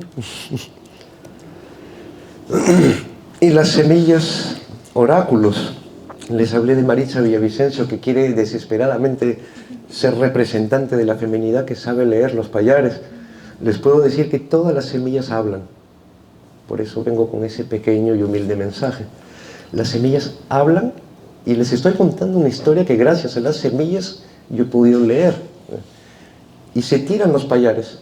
Las llamitas, según sus manchas, tienen un nombre diferente según si tiene solo las patitas delanteras manchadas, o tiene 3 patitas manchadas, o tiene las patas de atrás manchadas, o es de cuerpo entero. Cada tiene un nombre. Las semillas es igual, casi como si fuera una sílaba o un fonema. Por consiguiente, si tú sabes los fonemas de cada combinación, cuando los tiras, obligatoriamente se va a armar algo. Si tú sabes leerlo, estás leyendo el mensaje de la semilla y se vuelve una especie de oráculo. Así se puede leer una semilla literalmente. Entonces, como verán, hay muchas formas de escribir. Les decía, no es tan necesario quizás pasarnos exclusivamente, no digo que hay que dejar de leer, obviamente me apasiona la lectura, pero qué bonito es saber leer los libros, pero qué bonito es saber leer los pallares, qué bonito es saber leer las danzas, qué bonito es saber leer la mirada de un niño feliz, qué bonito es saber leer la flor en qué momento florece. Y es ahí donde se vuelve magnífico cuando todo el universo que te rodea se vuelve criterio de aprendizaje. ¿Por qué sería tan fundamental esto? Me parecía vital tratar de recuperar esto por lo menos y transmitirlo y decir, es urgente que la academia, en un caso como el Perú, recupere por lo menos esa interculturalidad, entre comillas. Necesitamos ampliar nuestros saberes. Sería una riqueza suplementaria para la academia peruana en comparación quizás a la riquísima, ya riquísima academia occidental. Ampliaríamos mucho el saber de nuestro país y por consiguiente las posibilidades de desarrollarnos como cultura. Quizás podríamos hasta resolver los problemas que nos aquejan. Entonces, ¿por qué es tan necesario esto? ¿Y de qué forma puedo compartirles que no solamente es importante porque nos enseñaría nuevas maneras de aprender, sino también podríamos ver cuánto nos equivocamos, cuánto estamos distorsionando y destruyendo las posibilidades de aprender? Quiero hacer un pequeño paralelo, ya que estuve con los hermanos de la cultura mochica, que me apasiona, dicho sea de paso, esa cultura. Es apasionante. Del lado izquierdo ustedes reconocerán una figura que vemos en muchos calendarios, en muchas imágenes del país, que nos gusta vender al turismo. Y acabo de estar en Trujillo y está por todos lados. También me di cuenta de que no hay forzosamente gente que lo conozca y está comercializado a un grado que hasta me entristeció. Le llaman Ayapaec. ¿Alguno de ustedes ha escuchado cómo nos lo explican en los libros de historia? Tiene un sobrenombre que sale de las crónicas también. ¿Cómo le llaman a Ayapaec? ¿Alguno de ustedes se acuerda? El decapitador o el degollador. En algunas crónicas le van a llamar el degollador de humanos, ¿no? Está sobreentendido, el que te castiga. Es lógico, ¿no? Pareciera un demonio. Para los criterios de A cerrado sobre A, sobre su cultura, el español viene con su cultura cristiana. ¿A qué se parece? A un diablo, ¿no es cierto? Te va a comer con los ojos, te va a triturar con esas fauces que tiene y te va a comer de un momento a otro. Entonces le pones la palabra degollador y el mensaje es clarísimo. Es algo que hay que repeler. Al lado derecho tenemos un mural que se llaman tankas, para aquellos que conocen las culturas orientales. Son los murales que hay en los templos tibetanos, en una particular escuela, que en este caso es la escuela Kagyu, meditadora por excelencia, volcada al pacifismo por excelencia y a la serenidad, en el cual tú le puedes venir con todos los insultos del mundo y él te va a sonreír y se va a quedar a tu lado para decirte, tranquilo, hermanito, ¿no? Entonces, vean al lado similitudes: ojos abiertos, fauces que te va a comer, orejas grandotas, manos que asustan con un montón de cosas. El problema está en que en esta tanca no hay la imagen del degollador. No hay nadie que te diga que eso es un degollador asesino que te va a castigar de un momento a otro si tú no cumples con los criterios sociales del bien y el mal. ¿Por qué no se le llama entonces demonio? Porque quizás es una cultura viva. Hay un artista que te puede explicar cuál fue su intención al hacerla. Penosamente no hay muchicas que nos expliquen el mural de Ayapaec. Solo nos queda el criterio de A usurpando la cultura B. Así es como estamos apropiándonos de una lectura que no sabemos leer porque simplemente no tenemos los códigos. Ya no es necesario decir que hay malos y buenos en la película. Lo que hay que entender es que hay ignorancia. Simplemente ignorancia. Por más que esté disfrazado de academicismo, de disciplina, de rigor científico, metodología, no estamos entendiendo. Entonces vamos a ver que acá es un mural para concentrarte y focalizar tu centro y poder encontrar tu paz. Qué lejos del degollador, ¿no? En cambio, si recuperáramos algo del lado del tanka y lo atribuyéramos a la imagen de Ayapaec, ¿qué tal si explicáramos diferente la imagen de Ayapaec? En vez del degollador, yo les explico. Lo que uno aprende de las semillas, del ecosistema y de las comunidades campesinas, ¿qué tal si les digo, para poder volverte un sol, qué tal si abres tus ojos y miras el mundo con los ojos máximamente abiertos? ¿Qué tal si abres tus narices al punto que todo lo que te rodea lo puedas oler con profundidad? Y que no haya nada que te asuste, que nada rechaces. Cómete todo lo que llegue a tu chakra. Aprende a alimentarte de todo, a olerlo todo, a mirarlo todo y a oírlo todo. Quizás si haces ese ejercicio, te vas a aprender como un sol y te vas a iluminar. No les digo que eso sea la verdad, solo estoy jugando a ofrecerles una ventana diferente. Soy solo un filósofo por deformación, les decía. Cada quien, como dice Jacobo Grinberg, elige la realidad que quiere leer. A nosotros nos corresponde ahora buscar entre las diversas ventanas cuál es la que conviene para explicar mejor esa riqueza cultural que la semilla nos deja, que la comida nos deja y que Gastón Acurio hoy día lo vende al extranjero como la diversidad cultural y que penosamente termina en un tarí. Ni siquiera en la promoción de la riqueza orgánica. Ahora que mencionaste eso con tu explicación, ahora el degollador parece asustado. ¿No? Los ojos así están cerrados. Porque está recibiendo el universo entero sobre él. Entonces es increíble, tú estás soportando el cosmos entero en tu percepción. Me gusta tu interpretación también. Sigamos. Entonces, pensando una semiótica propia, les estoy invitando a hacer el camino de 25 años de dudas, reflexiones, pero ¿quién me enseñó esto? La chakra, el ecosistema. Darme cuenta de que nada pelea cuando me rodeo de plantas y flores. Las plantas no pelean. Tú te das cuenta que el maicito, el frijolito y el zapallito se combinan para hacer la chakra. Es más, lo que dijiste es interesante. ¿Te acuerdas lo que les comentaba? Ese matiz. En la ciudad, los herederos de ese lado más cultural, de un lado colonial, hispano, decimos, tengo una chakra. ¿Han escuchado eso, no es cierto? Todos tenemos una chakra en Pachacamac, en Cieneguilla. Ah, sí, mi papá tiene una chakra. Ah, sí, yo también me quiero comprar una chakra. Me gustaría comprarme mi chakra. Pero cuando uno se va más al campo y uno se introduce en las comunidades más alejadas, de pronto aparece otro término que no es tener una chakra, es hoy nos toca hacer chakra. Y de pronto un atento se va a dar cuenta que entre tener y hacer hay una gran diferencia. Uno es un sustantivo que uno posee, materialidad del recurso y del término, yo lo quiero poseer, se vuelve mi patrimonio, es mi propiedad, y en el otro es una acción que debo concluir o debo ejercitar. Hacer chakra es algo que nosotros tenemos gracias a los códices que nos mencionaron. En México le llaman milpa. ¿Alguien sabe lo que es la milpa? Es la combinación armoniosa de plantas que permiten que no se canse el suelo y que todo se apoye uno sobre otro. Es casi lo mismo. La milpa y la chakra es el mismo ejercicio de hacer familia y de criarnos con lo que nos alimenta. Interesante, ¿no?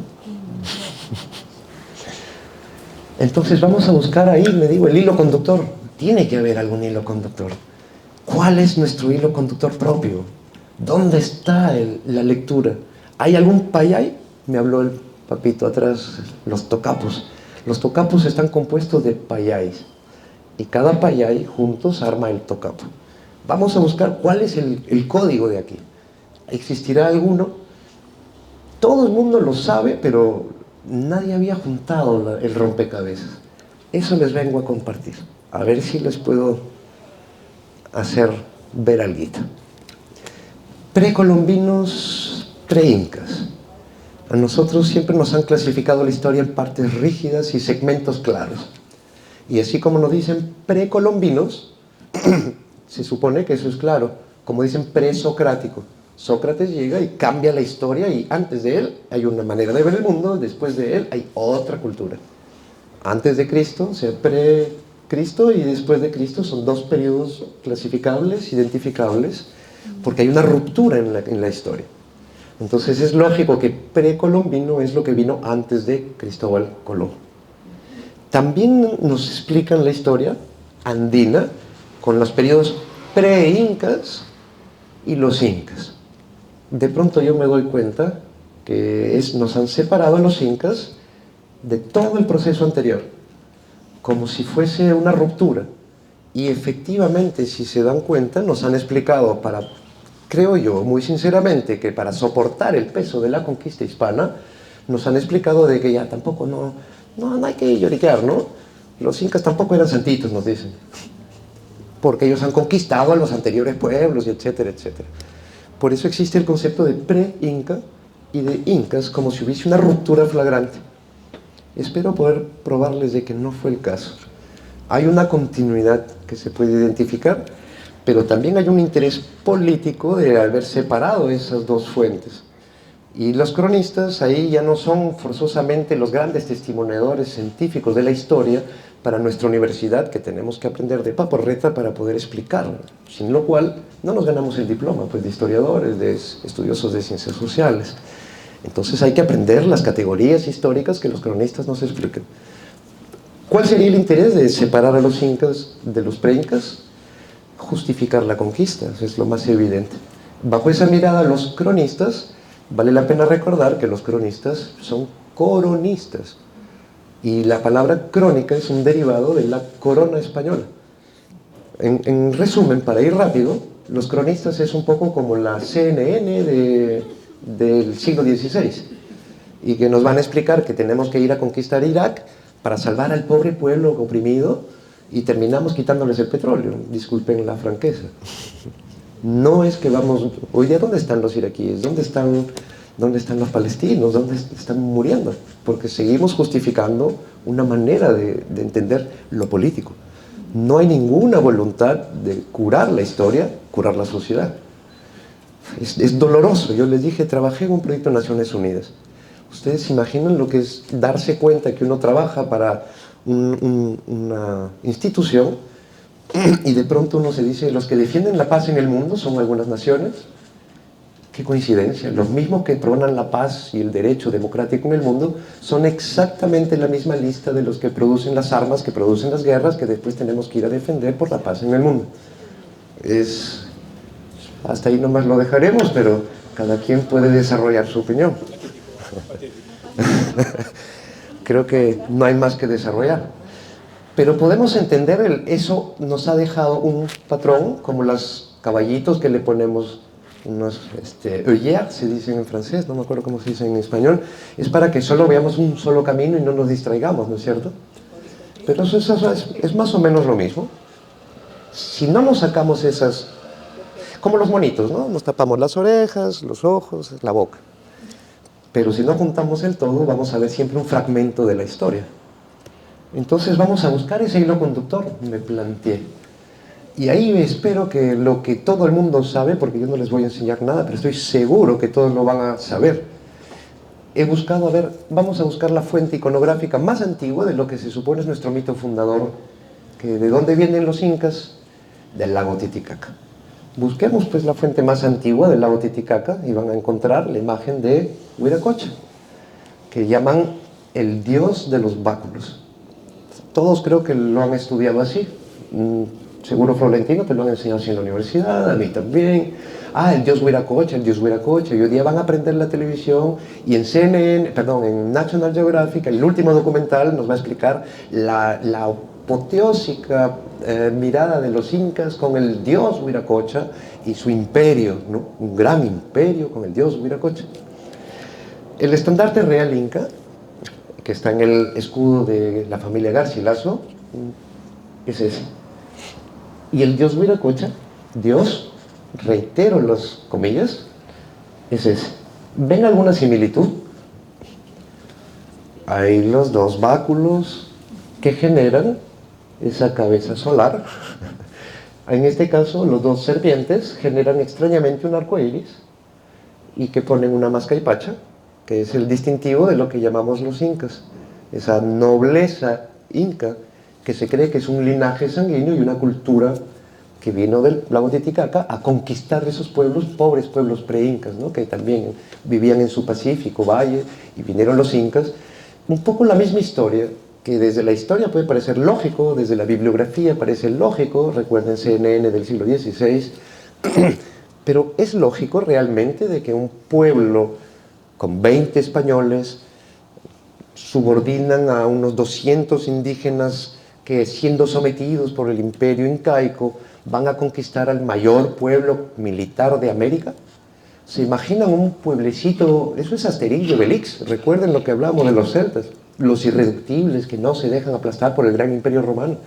Es muy difícil explicarlo. Pregúntenle a cualquier estratega militar. Mi padre lo fue, él fue militar. Yo le pregunté, ¿te parece lógico que 200 personas guiados por un criador de chanchos, y no tengo nada contra los criadores de chanchos, yo crío animalitos, pero no creo que un criador de chanchos sea suficientemente estratega militar para destruir el mayor imperio militar de América? Dicho sea de paso, la arqueología no demuestra ninguna arma de ese tipo. Todavía no hay pruebas arqueológicas de esos miles de ejércitos que tenían los incas. No hay más de 200 porras en los museos del Perú. Entonces habría que ser más consecuentes con la metodología científica, creo yo, para buscar las fuentes que exige la universidad. No podemos demostrar nada sin la verificabilidad, reproductibilidad y poderlo transmitir en un libro serio, ¿no? No podemos seguir contando la historia desde Julio César y los pobres Asterix y Obelix. Tenemos que cambiar algo, por lo menos en la metodología. Pero el hilo conductor entre el origen cultural que nos cuenta la historia y el símbolo de los incas al llegar los españoles, hay algo que salta a la vista y es un mismo código dual, unificado en un principio que cae en tu cabeza. Pero vamos a ir un poco más allá, porque no nos podemos quedar, como decíamos, en esa mirada unívoca. ¿Qué tal si aplicamos el Izcayachay en esta lectura? Vamos a agregarle esa mirada del Izcayachay para tratar de entender si existe una epistemología propia. Epistemología sería la manera de probar de dónde surge la fuente cultural que explica una cultura. ¿Dónde está la fuente científica que explica un saber? Entonces, esa doble fuente cultural de la que estamos hablando existirá en otras culturas que en Tiahuanaco, el punto originario y el resultado final antes de los españoles. Y la verdad está en todas las culturas precolombinas. Les puedo asegurar que casi todas las culturas precolombinas tienen ese llamado dios de los báculos.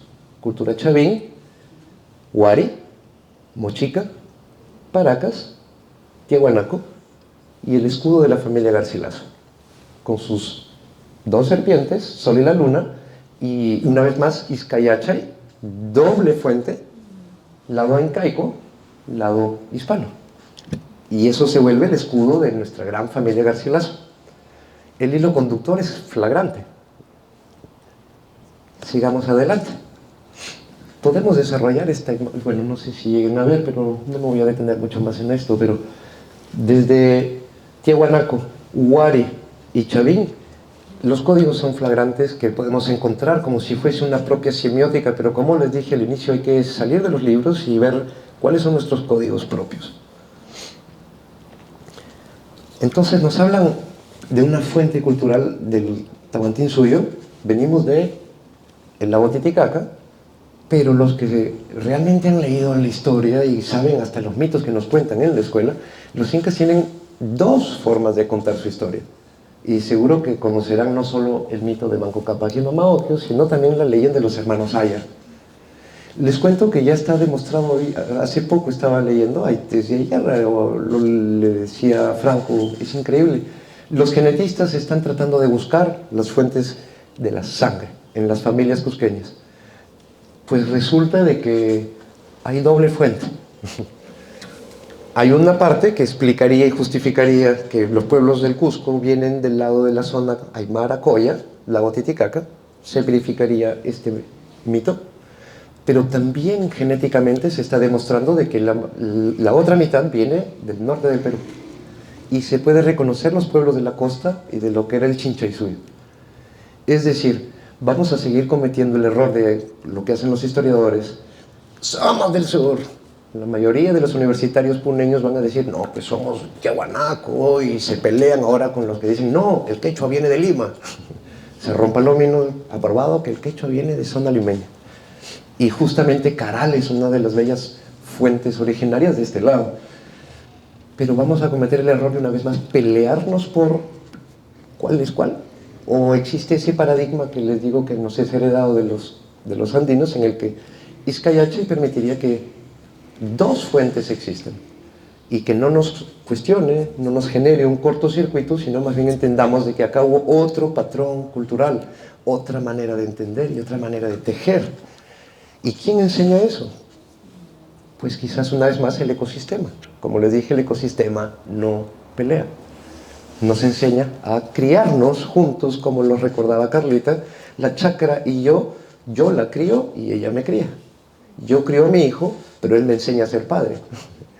Yo amo a mi esposa, pero ella me enamora. Y viceversa.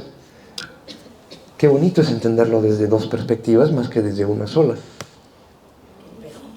No existe eso en otra cultura, queridos hermanitos y hermanitas. Occidente se ha fundado en un ejercicio a lo largo de la historia en el que llamamos pirámide, y tiene que haber uno solo en la cabeza. Y el ejercicio cultural consiste en determinar cuál es el que está encima del otro. La mirada es lineal y el ejercicio nos impide, por consiguiente, entender la historia. Ahí es donde tenemos otra manera de explicar. Los historiadores, los periodos históricos, algunos dicen que Nazca comienza en el año 600, otros dicen 400. ¿Por qué tantas diferencias? Porque quizás acá al principio no era de pueblo que conquista a otro, sino que se van amalgamando, se van casando, y progresivamente los patrones culturales, los tejidos, las lecturas, las cerámicas van cambiando progresivamente. Los estilos van cambiando progresivamente. En vez de pelearnos por los puntos cruciales de la historia que marcan segmentos fragmentados, vamos a entender procesos. Una vez más, la universidad penosamente nos impide ver esto. Por más que seamos rigurosos, no vamos a entenderlo si no entendemos otro paradigma filosófico. Tenemos que aproximar la historia desde otro patrón para nuestra propia educación nacional.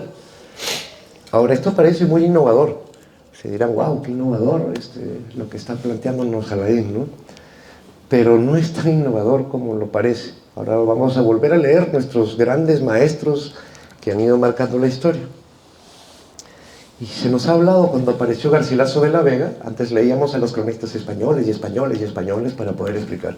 Después aparecen los testimonios de nuestro gran Garcilaso, y a los cusqueños les place honrar al gran mestizo, ¿no?, que escribió la historia. Y sin embargo, yo lo llamaría el punto inicial de una búsqueda de mestizaje que no busca elegir, sino busca juntar dos caras. Se explica su herencia cultural andina, pero su desesperación también ante una situación civilizacional de choque.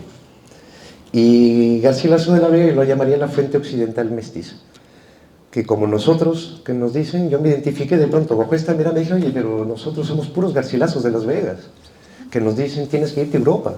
Garcilaso se fue a su mayoría de edad a Europa para validarse como un español, porque sin lo cual no era reconocido. Se fue a buscar un título nobiliario, que lo reconozcan como heredero de una corona, y se fue a Europa. Desde Europa escribe la historia que nosotros reconocimos como la fuente que escribió nuestra historia hasta cierto punto. De pronto yo me dije, oye, pero somos Garcilazos, solo que ahora no vamos a buscar títulos nobiliarios, ahora le llamamos diploma. Y qué suerte los que pudimos ir a Europa a tener un diploma universitario, regresar aquí validándonos como los nobles de estos tiempos que llamamos educados, instruidos. No, ya soy universitario, ya puedo ir a enseñar a las comunidades. Y sin embargo, ¿cuánto aprendí yo más bien en las comunidades? ¿Cuánto les agradezco? Y sin ellos yo no podría compartirles lo que les digo. Pero qué bonito desde el Vizcayacha, y no estoy ignorando lo que me aportó Europa. Solo quiero poner en el otro báculo el aporte de nuestras culturas. Entonces esa fuente mestiza nos dejó una intención de recuperar una esencia cultural propia. ¿Cómo busco de nuevo el otro báculo? Pero quedó incompleto. Después descubrimos que en Dinamarca encontraron una nueva crónica de un nuevo mestizo, que yo lo llamaría la fuente mestiza a la andina. Una vez más, la búsqueda de doble lenguaje, de doble apoyo de dos báculos. Nunca lo valoraron desde esa perspectiva, solo nos dijimos, qué bonito, él dibuja. Y en los dibujitos vemos cosas. Es más fácil leer Condorito que leer Don Quijote de la Mancha.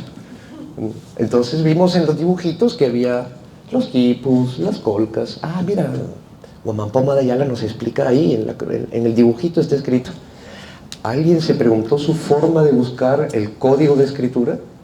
Nadie se dio cuenta que juntó el dibujito tal cual lo hacían los abuelos, como un tejido o unas cerámicas, juntado con la escritura aprendida por los españoles. Hay una intención flagrante de dos báculos en su poder para tratar de explicar la historia. Y se acercó a una nueva forma de explicar. Quizás ahí se puede entender, algo debió asustar seguramente a ciertos criterios de la nobleza hispana, porque lo perdimos de vista. ¿Cómo se explicaría si no que se encuentra en Dinamarca, escondido, y que sin ese desentierro que la modernidad es sorprendente? Es complicado, ¿no? Nos podríamos quedar horas, intento no desarrollarlo mucho, pero si deseas podemos tratar de conversarlo. Hay mucho por todavía desilvanar. Vayamos más allá, porque yo me dije, ahí veo un proceso interesante. ¿Existiría entonces alguien más cercano que no sea mestizo? No porque desacreditemos el mestizaje, que yo soy mestizo, somos todos mestizos, pero ¿habrá una fuente más cercana todavía que nos explique lo que eran los incas? ¿O lo que era la fuente local? Entonces lo comenzamos a buscar desde la mirada del Vizcayache. Y sí, existe un cronista que siempre le llamaron ignorante, que hablaba mal el castellano, lo escribía aún peor. Entonces, si hablaba mal el castellano, no puede ser una fuente fiable. Y nunca lo valoraron. Y se llamaba Juan Santa Cruz Pachacuti Yanquisalcamayua, aymara, hijo de indígenas, no mestizo, pero no lo desacreditaron mucho. Y varias veces que lo han tratado de desenterrar, como les digo, la ignorancia y el analfabetismo, que lo explicamos al inicio, le pesó demasiado y nadie lo valoró. Porque él dibujaba y explicaba mal.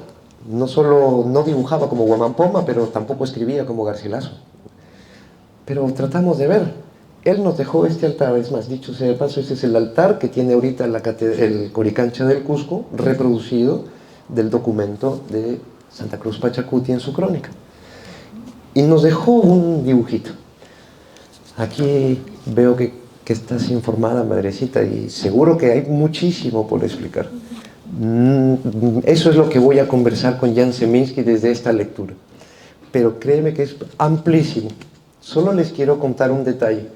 En algún momento tuvimos una dificultad, creo, de proyector, no podíamos conectar, estábamos con Carla en Lares, y de pronto lo usamos en vez de PowerPoint, y nos dimos cuenta que funcionaba mucho mejor que el PowerPoint con los amigos del campo, porque aquí podíamos explicar lo que nos explica la agroecología moderna en su vertiente más innovadora. Son solo informaciones agrícolas que permiten criar mejor el entorno. El criterio solar son ¿qué elementos reconocemos? Sol, luna, estrella de verano, estrella de invierno, la constelación central de la Chacana, que marca el momento crucial de la germinación de las chacras, las nubes, la laguna, el choquechinchay, que es un animal que nos indica la llegada de la fertilidad de las lluvias, de las lluvias y la fertilidad de los suelos, el árbol, que es simbólicamente una entidad tutelar mayor que representa la sabiduría del suelo que sale, por eso le llaman los malquis, y esos malquis llevan el saber de la tierra, los espíritus de los ancestros están en los árboles. Está la tierra, Pachamamita, es lo que está escrito ahí. Extrañamente notarán que Pachamama tiene forma circular o esférica, también algo sorprendente. El arco iris, el rayo, las semillas o los ojos, las colcas. ¡Wow! Nos permitió lindísimamente explicarlo a los niños y era gracioso. Era riquísimo ver que no necesitamos PowerPoint. Desde aquel entonces solo lo hemos aplicado en las comunidades, en las escuelas, y estoy desarrollando proyectos con eso. Cada vez más impactante el resultado que resulta del campo. Si yo llegara con una clase de bioquímica de suelos y regeneración celular, creo que va a ser muy complicado que el jovencito de las chacras lo entienda. Pero si lo explicamos exactamente igual, es lo mismo. Es lo que necesitamos para criar la chacra en sus mejores condiciones. Como diría nuestro maestro Alberto, lo orgánico no es ni siquiera reconocido, nos tratan de locos, cuando en realidad este altar nos enseña a criar orgánico. No hay lugar para la contaminación en este altar.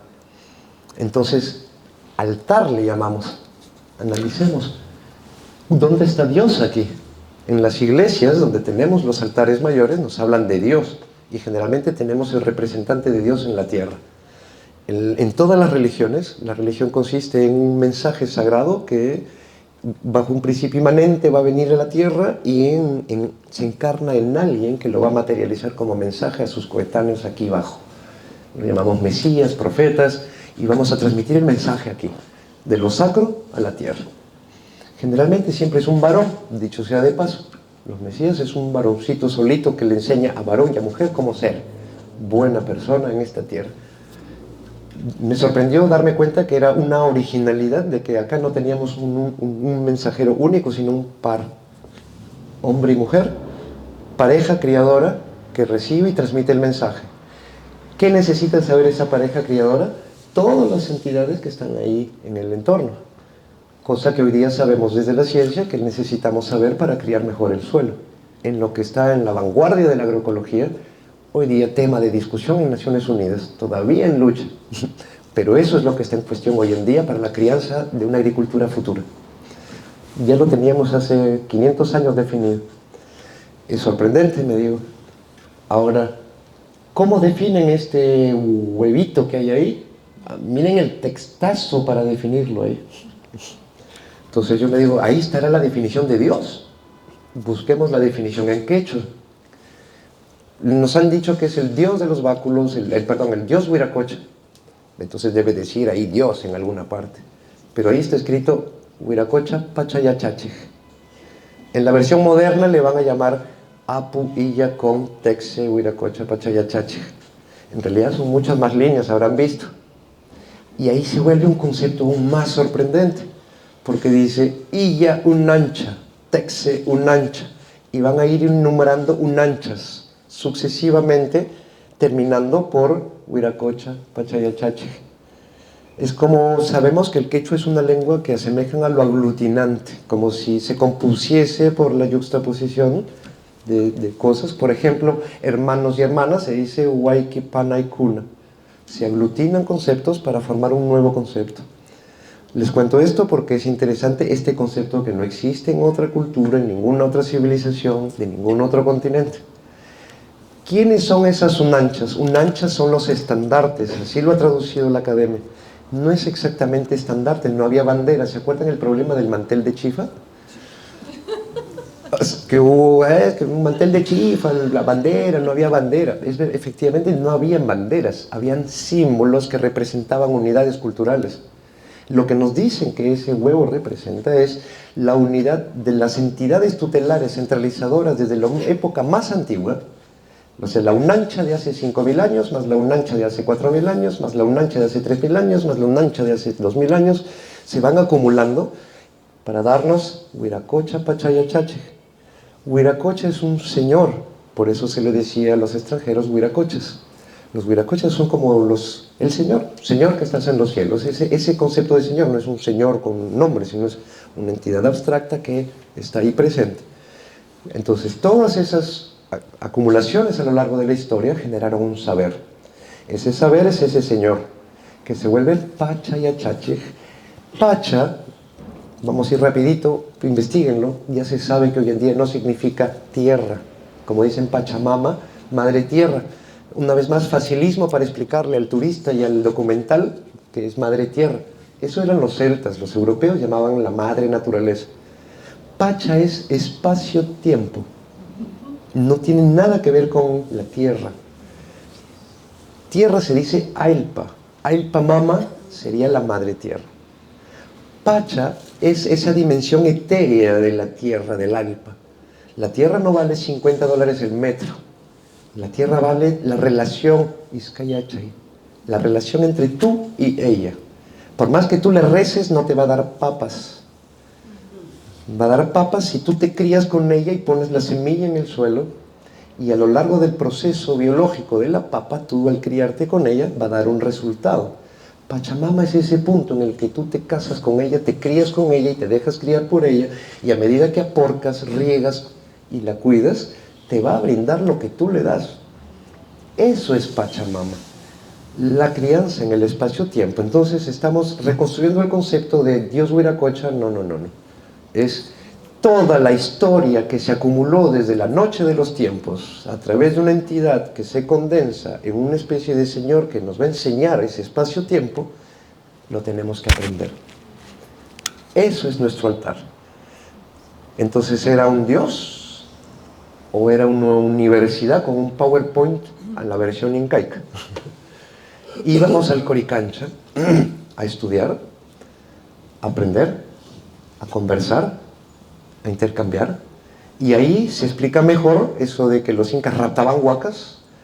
No, el Corpus Christi nos demuestra que cuando llegan los santos transforman las momias de las panacas que dejaron a lo largo del tiempo su historia y su saber, salen a caminar hasta hoy en día bajo forma de santos y conversan en la catedral para explicar el tiempo, y la gente está esperando y los hacen hablar hasta hoy en día.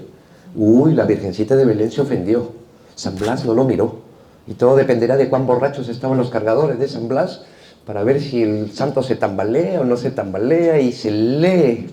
Recuerden lo que les decía, eso, la lectura de los códigos. Es increíble ver cómo le dan vida a los objetos. No somos hijos del sol, somos soles. No somos, la piedra no representa una energía, la piedra es la energía. Nosotros no nos representamos en la semilla, somos semilla. Y cambia toda la lectura del ecosistema, por consiguiente de nuestra historia, por consiguiente de nosotros mismos, por consiguiente nuestra educación podría cambiar dependiendo de cómo nosotros la guiemos y la enseñemos. ¡Qué lindo! Pero no nos quedemos ahí. Podríamos quedarnos horas desenvolviendo esto. Supongo que cuando me encuentre con Jan Seminsky, no sé si nos va a alcanzar el tiempo. Entonces yo me digo, pero acá ¿dónde está pues el Huiracocha? porque no parece, ahí estamos hablando, ¿se acuerdan? Pre-incas, incas, pongámosle un cuño final a esto, y ahí está el principal hallazgo que vengo a compartirles. Habrá el símbolo de Huiracocha en este altar. Apliquemos el Izcayachay. Solo se me ocurrió superponer y buscar el Huiracocha, ponerlo en ese altar, y me di cuenta que el Huiracocha efectivamente está ahí, mucho más evolucionado, como se supone son los incas, mucho más explícito, amplificado, para explicarlo mejor a la gran diversidad que al parecer los incas fueron capaces de converger, juntar en una sola nación, para distribuir todas esas semillas que hoy día agradezcamos que nuestros mercados tienen y que debemos rescatar. El Huiracocha está, la cabeza, el sol está ahí, está un lado pasivo y activo representado por ese par que son la mujer y el varón. Ya no veamos mujer y varón, sino principio activo y principio pasivo. Manos cruzadas de cotos, una para arriba y una para abajo, una para adentro y una para afuera.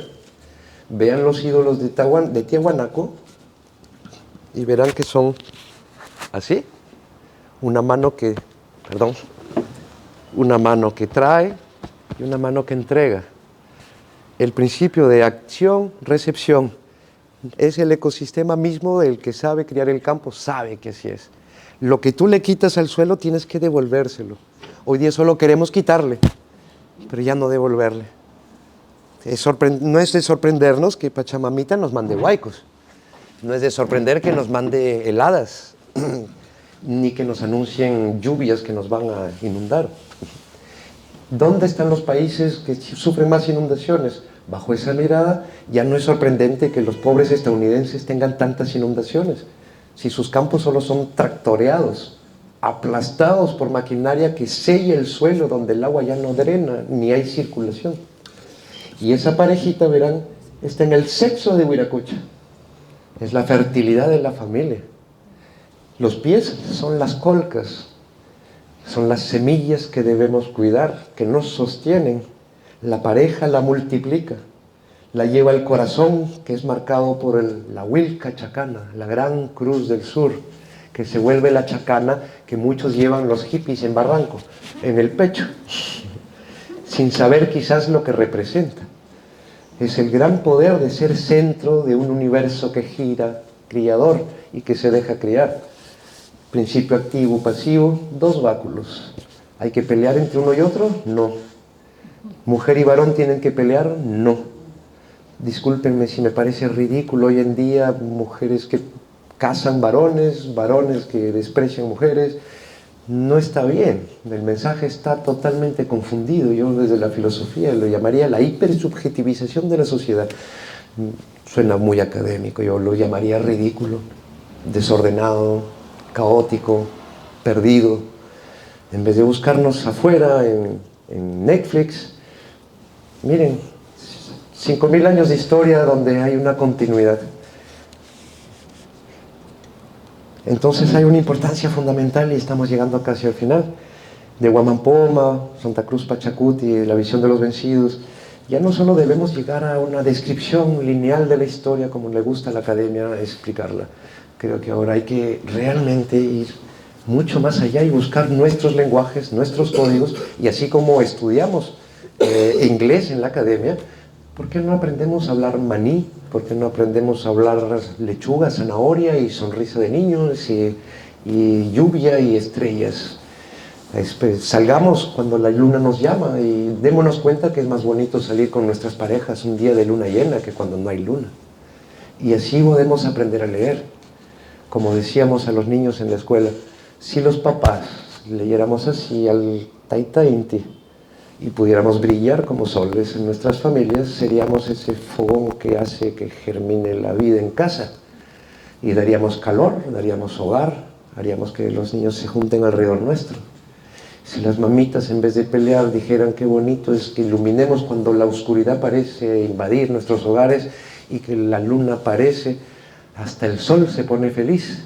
Por eso nuestros rituales de semillas se festeja con luz de luna y luz de sol. Occidente celebra el solsticio el 21 de junio, el 21 de diciembre. Les cuento que en los Andes no se celebra así. El solsticio cambia y de año en año se celebra en una fecha diferente. El solsticio se valora cuando la luna llena aparece y acompaña al Taita Inti. Es decir, solsticio es cuando es el sol cenital y la luna llena al mismo tiempo. Puede caer un 16 de junio, puede caer un 24 de junio. Este año extrañamente cayó entre el 20 y el 21. Igual, salió luna llena y salió el sol solsticial.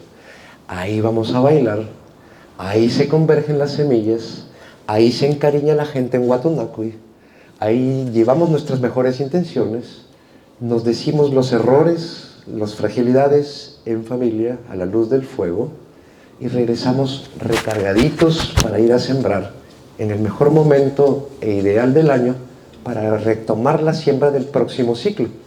Solsticio no es alguien que ordene conceptualmente, ya elijamos el 27 de octubre como fecha de... No, es el momento ideal del año en el que se cierran las cosechas, se acaban las cosechas, por consiguiente el sol nos está marcando el final de una danza en el que tú cosechaste. ¿Qué momento más ideal para mostrar las semillas que te ha dado Pachamamita? Así tú puedes compartirlas, irradiarlas y llevarte más al compartir a tu casa. Entonces, si los rituales eran el llevar la mejor de tu ayo, de tu quebrada, de tu producción, en el momento más idóneo del año, es decir, cuando tu suelo esté esperando para ser sembrado, imagínense que todos traigan semillas y las compartamos. Cada uno puede traer una sola variedad de semillas. Somos 30, llegamos con una, ¿con cuántas nos regresamos a casa? ¿Cuánto cuesta hacer eso? Nada. Y eso le cuento a los niños que vienen a mi casa, y eso le hemos contado a los niños de la escuela. Imagínense jugar de 30 niñitos a intercambiar semillas con una variedad. En una sola fiesta, llegamos con una, nos vamos con 30. Ahora, en el Tahuantinsuyo, ¿eran 30 patas? ¿Eran 30 amigos? ¿O eran millones? Imagínense una fiesta que organice y estructure la sociedad para que todos lleguen con semillas y regresen con semillas a sus respectivos ayos. Ahora yo les pregunto, los agrónomos dicen, ¿qué suerte tenemos de vivir en los Andes y de tener tanta abundancia? ¿Es suerte? ¿O deberíamos agradecer 5.000 años de culturas que supieron, en vez de invadirse unas a otras, compartir? No quisiera yo cuestionar la historia más que para que nos demos cuenta de que hay vías. Y si por último me equivoco y todo esto es falso, ¿no les gusta más esa historia que la que nos cuentan los libros? Jacobo Greenberg dice, construyan la historia que ustedes quieran percibir. Les invito a elegir la que quieren para sus hogares y que se vayan con una bonita noche a sus casas. Pero necesitamos postular a algunas conclusiones. Les digo que de todo esto podemos concluir algunas cosas certeras, que tenemos una cultura propia, que es una continuidad en lo largo de la historia, que los incas no destruyeron lo anterior, la sintetizaron y dieron lo que hoy nos enorgullece y que vendemos al turismo, y que finalmente no éramos una religión ignorante ni primitiva, éramos mucho más avanzados de lo que creemos. Y no éramos teístas. Yo recibí a los científicos de la equivalente de la NASA en mi casa de semillas y con toda humildad yo les contaba esto. Me dicen, pero eso es extraño, hablas como un académico, pero a veces sacas unas cosas místicas que la verdad no nos competen, nos desestructuras, eso no va. Entonces solo agarro una semilla y les dije, ¿qué tal si la ponemos en el suelo? Ustedes son mejores científicos que yo. ¿Qué pasa si levanto este mantel exactamente aquí y lo pongo abajo del mantel, ahí en la vereda? ¿Creen que va a germinar? ¿Alguien cree que va a germinar acá? Manancancho. ¿Por qué no va a germinar, mamá? Exacto, no hay tierra. ¿Qué más no hay? No le da el sol, no la podemos regar. O sea, no hay agua, no hay tierra, no hay sol. Ah, miren, qué coincidencia. Nos dijeron que eso eran dioses. No son dioses. La ciencia más performática hoy en día nos dice que sin esos elementos sencillamente no se gesta la vida en este hermoso planeta.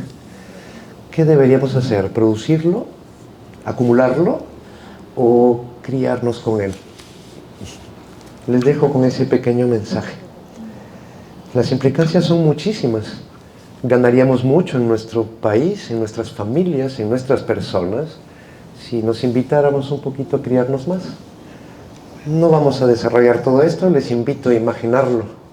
Llévenselo a sus casas, pero lo que sí les aseguro es que nuestro Tahuantinsuyo tendría un lugar más que válido entre las culturas del mundo. No hablo de religiones, porque acá no solo son religiones, pero son la aceptación científica que hay en la academia, de las propuestas culturales reconocidas por la academia, y que la nuestra tendría un lugar exclusivo y merece su lugar como propuesta civilizacional entre todas las demás que hemos visto. Bueno, esto es un tema aparte, pero les aseguro que todas las crisis las podríamos resolver desde ahí. Creo que hay que retomar el tejido. Créanme que se puede explicar desde aquí por qué nos peleamos, por qué no nos reconocemos, por qué vemos demonios donde no hay, por qué a veces en la sierra dicen los de Lima no comprenden y vienen y son prepotentes, y por qué en Lima decimos tan fácilmente que en la sierra hay comunistas que nos van a atacar de un momento a otro y que nos van a invadir, y que eso es el peor veneno. Yo les muestro solo algunas ideas que estamos trabajando. Nos gustaría poder proponer el primer consejo de sabios y científicos del Perú. No existe, nadie ha tenido la gallardía ni la valentía de proponerlo, pero sí haría mucho bien al Perú que los universitarios recuperen su sabiduría, se sienten a conversar y a pichar coquita con los maestros que existen y maestras, y de esa conversación podrían salir propuestas culturales increíbles, que la estructura dual de Wiracocha lo he aplicado como metodología de curso, de proyecto, y en vez de buscar sentidos exclusivos nos permite desenvolver de otra forma un curso de filosofía o un proyecto escolar, que lo hemos aplicado en escuelas, y que de un simple altar transformado en mural de una escuela para niños, en menos de un mes podemos federar a 150 niños, enseñarles ciencias, literatura, poesía, música, danza, enamorarlos de nuevo de la semilla, llevar el mensaje al centro del Cusco bailando, regalar semillas y hacerlos sentirse héroes de su propia cultura, regresar a sus casas enamorados y, como dice Franco, poder recuperar el sueño de que cada hogar vuelva a comer con el orgullo de lo que hereda de sus padres, y que borremos por una vez y de una vez por todas eso que a nosotros nos dijeron de niños: deja de ser campesino, no seas como tu abuelo. El día que curemos ese terrible mensaje que cada uno de ustedes seguro lo ha escuchado, yo confieso ser hijo un poco de ese linaje, con gran orgullo les cuento que hoy, cuando mis padres se dan cuenta que después de darme más de 12 años de estudios universitarios, regreso a la chacra, al comienzo lo sufrieron, pero hoy en día me lo agradecen, porque ante el mundo que se vienen, mis padres me dicen: has hecho la mejor elección para tu familia y tus hijos. Qué bonito mensaje que das. Les invito a que lo apliquen, que lo lleven a sus hogares, y les agradezco de corazón haber venido a escuchar a este humilde jardinero que vino de la punta de una montaña con el mensaje de las semillas. Gracias.